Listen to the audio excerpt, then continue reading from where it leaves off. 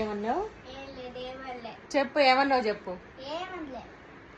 Maths text book, English, science అన్నీ ఒకే బుక్లో ఇచ్చారు.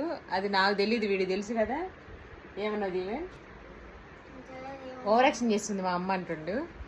చూడండి,